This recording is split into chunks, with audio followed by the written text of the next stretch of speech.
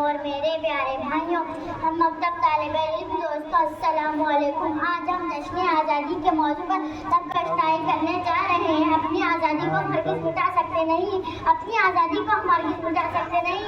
Sir कटा सकते हैं लेकिन सर झुका सकते नहीं। हिंदुस्तान हमारा मुल्क, मेरी जान से ज़्यादा प्यारा मुल्क। हिंदुस्तान को हासिल करने में हमारे कौमी रहनुमाओं ने बेशुमार कुर्बानी दी है, जैसे गांधी जी, पंडित जवाहरलाल नेहरू, शौकत अली, डॉक्टर जाकिर हुसैन वगैरह। आखिरकार 15 अगस्त 1947 को हिंदुस्तान अंग्रेजी के गुलामी से आज़ाद हुआ। इसी कमाईदी की खुशी में हमारे साथ 15 अगस्त जोश और ख्वाहिश के साथ मनाते हैं। इसी के साथ मैं अपनी हर इस शेर के साथ ख़त्म करना चाहती हूँ। दिल से निकलेगी न मरकर भी वतन की उड़कर, दिल से निकलेगी न मरकर भी वतन की उड़कर। मेरी मिट्टी से भी खुशबू वतन की आएगी, मेरी मिट्टी से भी खुशबू वतन की आएगी। जज़ाकल्लाह।